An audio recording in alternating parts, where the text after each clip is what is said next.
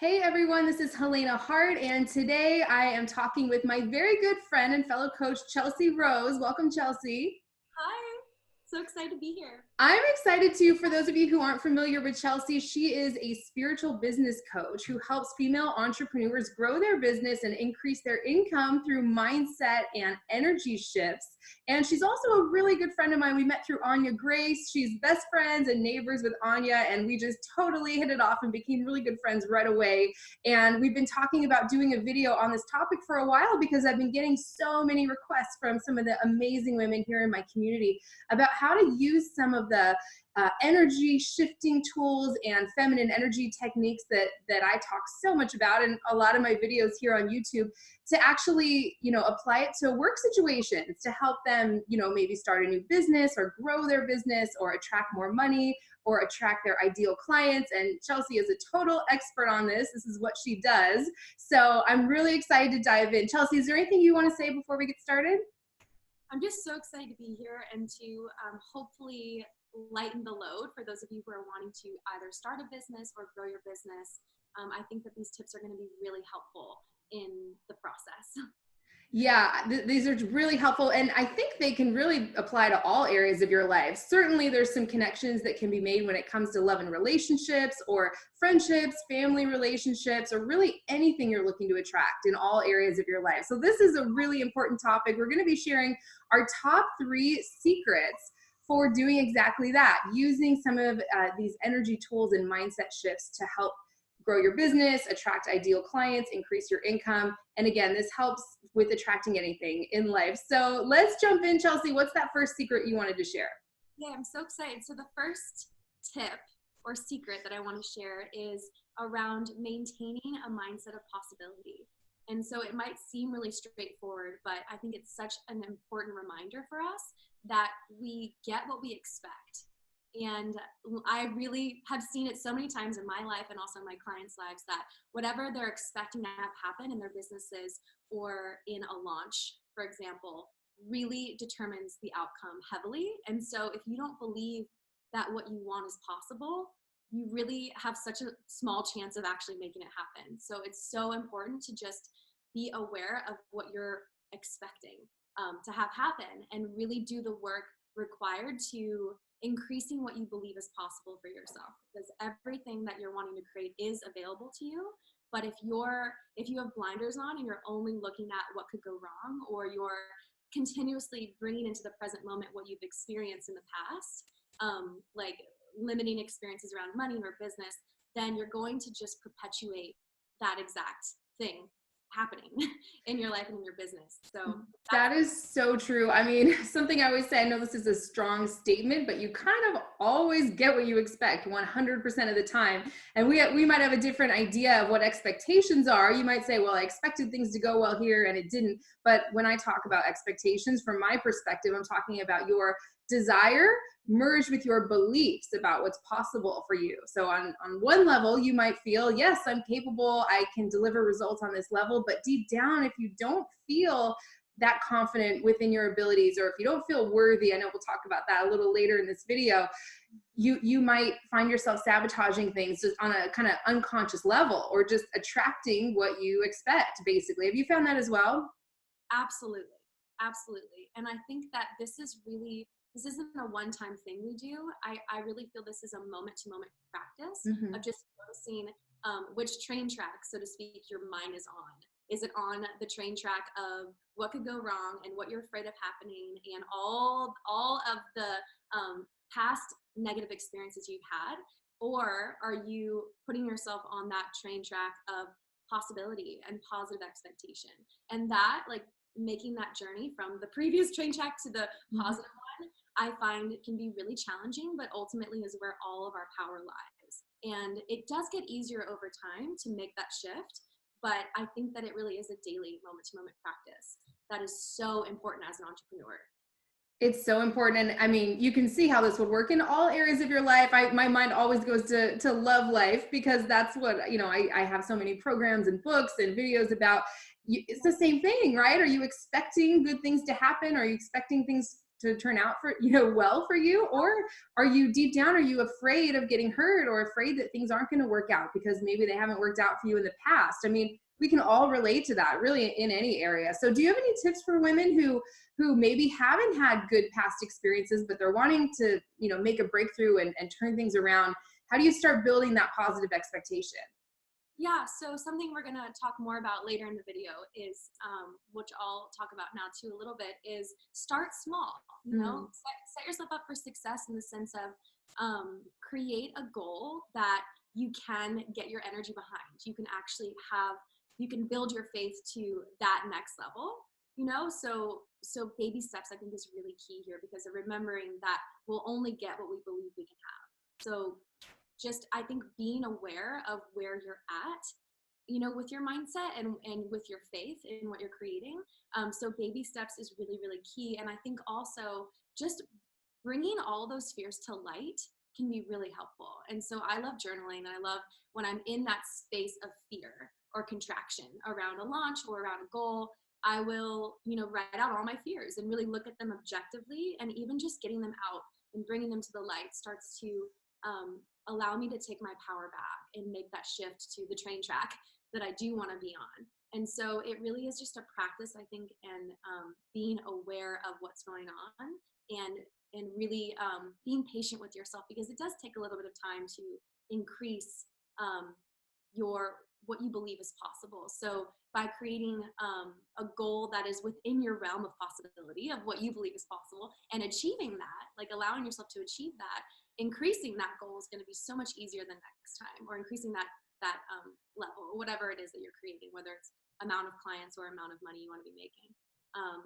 And another tip on that really quick that I think is such a big pitfall for people is, before you feel really strong in your vision, before you have that faith, sharing your dream with people who are totally in a negative space. A big tip that I would offer is to just protect your vision, you know, and it's so easy when you're just starting out, or you have this big vision of where you want to take your business next, and you share it with someone who doesn't have any faith in your vision or because of their own stuff. And then they say one thing to you, and then that just adds fuel and momentum to that sort of negative thinking train track that you're trying so hard to stay off of. That is such a great tip. Oh my gosh. That is perfect. I mean, even when it comes to other areas of your life, I've had clients, really just a very practical thing is, don't talk about the guy they're dating, for example, with certain friends, because they always fill their head with doubt and, oh, really, he hasn't asked you to be exclusive yet, or oh, he hasn't called, and there's nothing positive can come from that, right? So I love what you said. Yeah, you know, only share it with those people who are going to encourage you, make you feel good about it. You know, you might have family members who really are well-meaning and just want the best for you, and maybe just want you to have a stable 9-to-5 job with health insurance and a consistent income. I, you know, certainly can relate to that.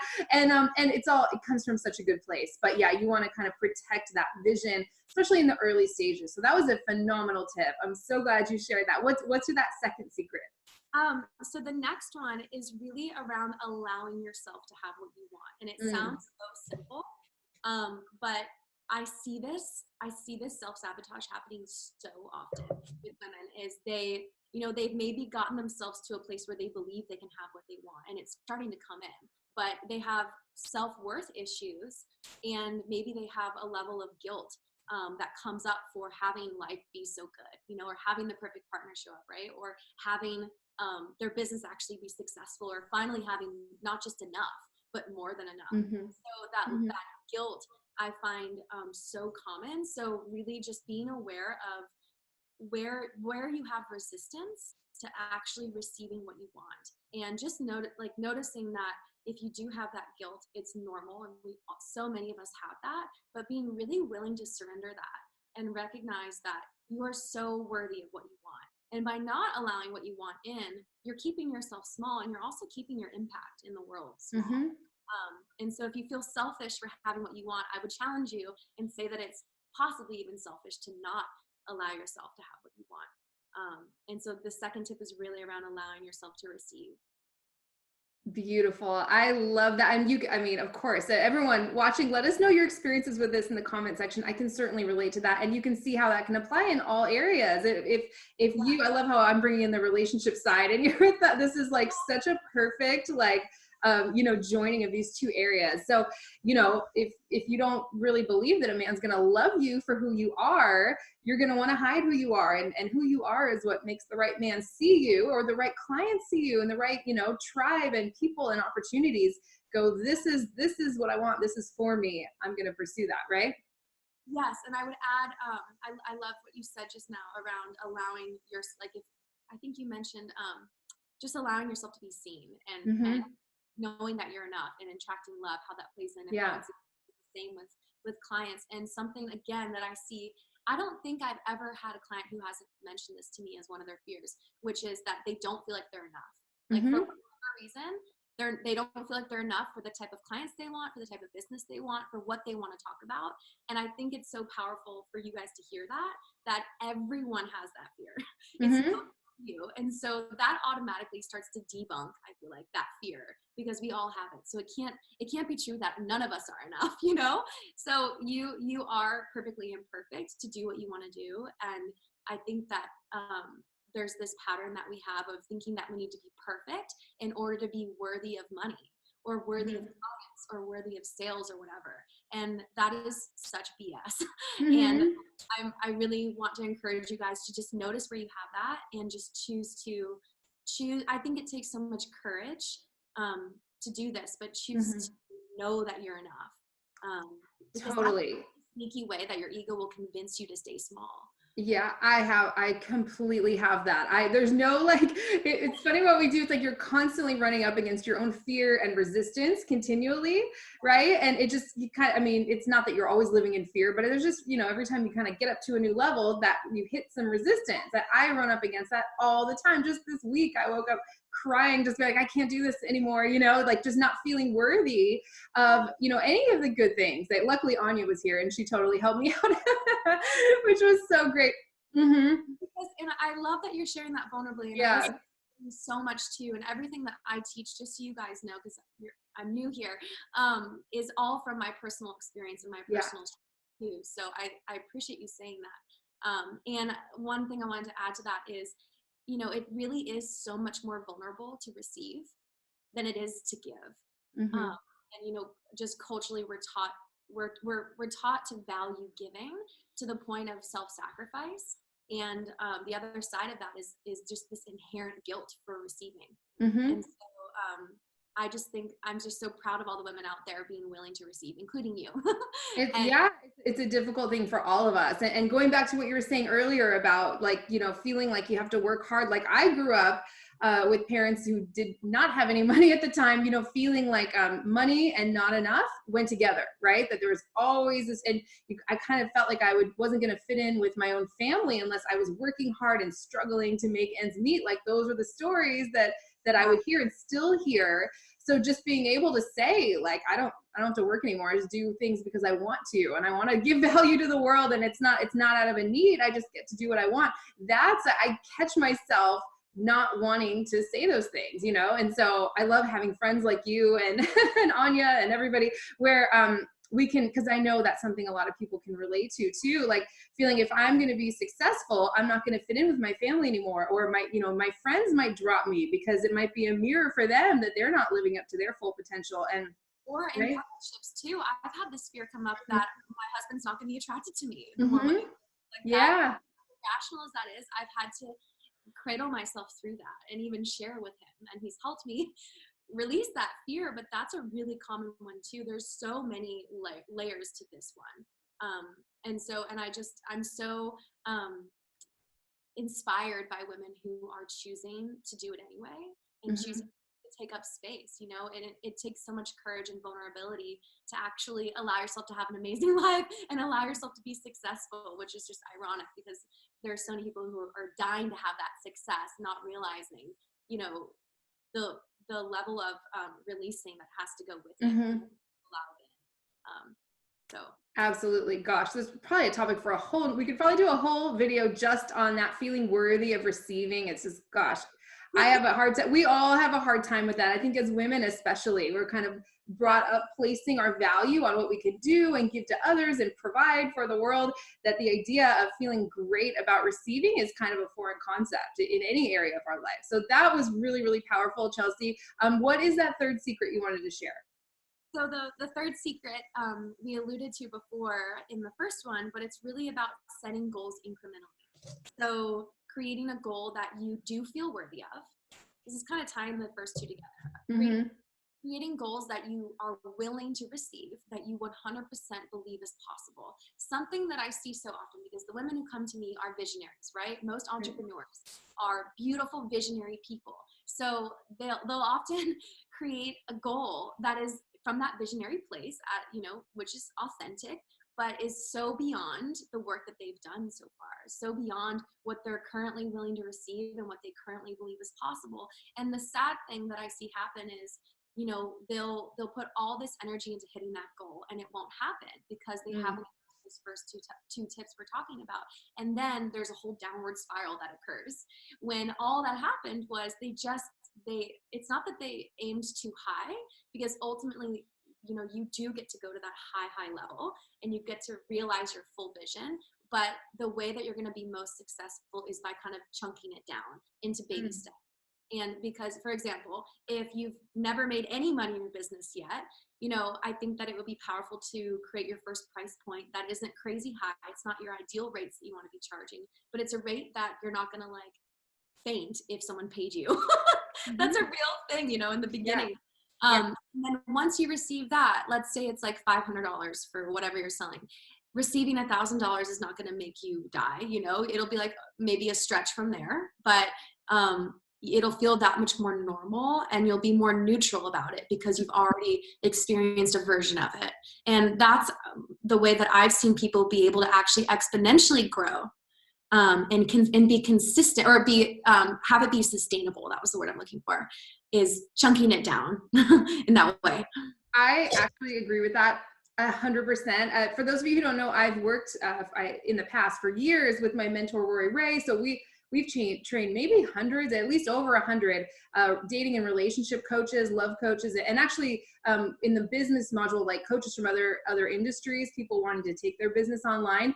And that's one of the biggest things I see. You kind of graduate from the training and you want to start charging, tens of thousands of dollars for your services.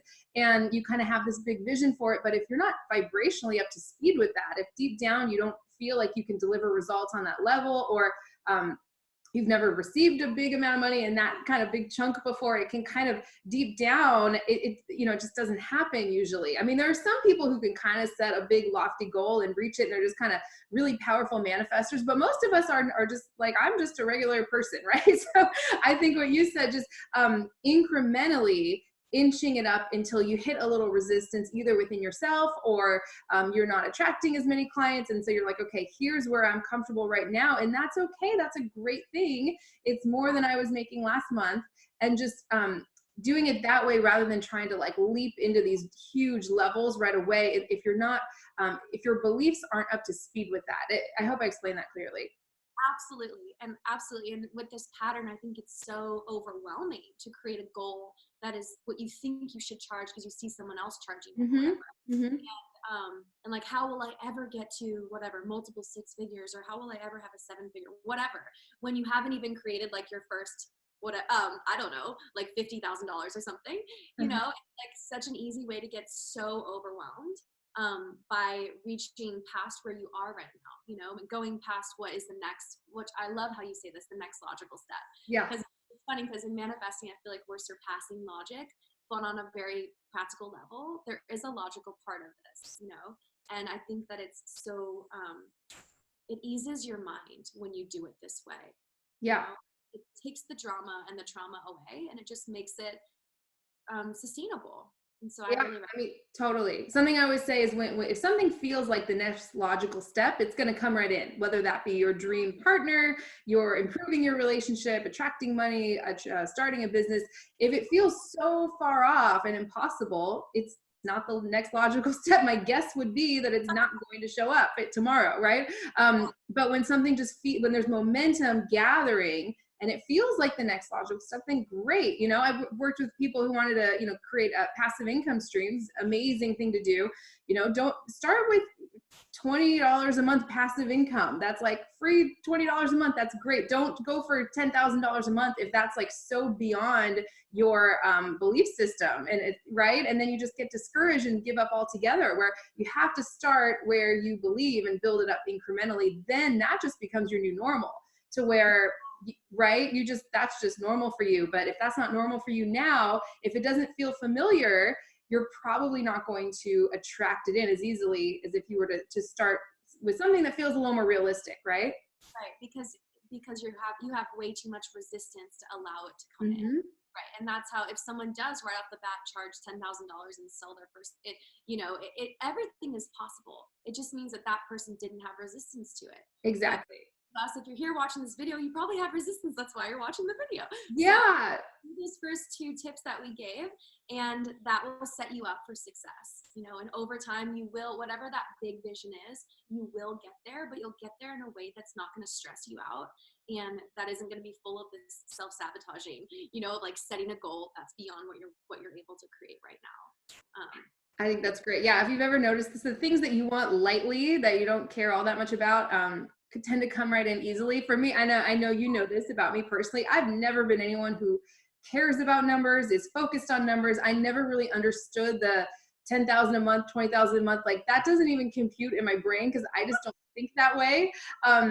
It feels very limiting to me personally. It feels like, well, why would you like, who says that that's the right number for you? And to me, it feels very limiting. What if you're supposed to make 5 times that? Who knows, you know? So yeah, I think setting like these kind of weird arbitrary goals because you think that that's what everyone else is doing and that's where you should be, it's kind of like placing judgment on it. Sometimes your ego can come in, and to me, it feels kind of constricted. I don't know about you. Yeah, I think so too. And something that I love that Abraham Hicks talks about is like, yeah, I think connects to this, which is, if you have a desire and when you think about it, you feel fear or you feel contraction, stop about it. But if you have a desire that when you think about it, you feel that kind of neutral, like excited, flowy space, then you thinking about it is not creating more and more resistance. But for a lot of us, if you have some stuff, you know, if you're clearing some of your money wounding stuff and you're clearing limiting beliefs about your worth and you're doing that work, sometimes creating a really specific goal is just like bottling up all that resistance and like projecting it onto something and actually keeping you out of alignment. And so I don't think there's ever a right or wrong way to manifest. And some people set intentions that are specific and some people don't. But what I do really believe on a kind of metaphysical level is you'll get what you don't have resistance to. And you don't have resistance to, you know, you've cleared that resistance around money and receiving. So like, it's all very neutral to you. And I think ultimately that's the goal. And when you were saying like, it becomes your new normal, that's that same experience, I feel like. Yes. Oh my gosh. I just want to do 100 videos on this topic because I have so much to say. I know we're going to try and keep this one short for you guys, but let us know what you guys think down below in the comment section. I know I've been getting a lot of requests for videos around this topic, using some of these principles that I talk about in business and work, in your career, and attracting money and clients. And this, again, this works in all areas. So we'd love to hear from you guys. If you have requests for more videos around some of these topics, I would love to do more videos with you, Chelsea. Maybe we could do a live stream sometime. Yeah, and let's talk about. I believe you are opening up a couple of spots for free discovery calls for private coaching.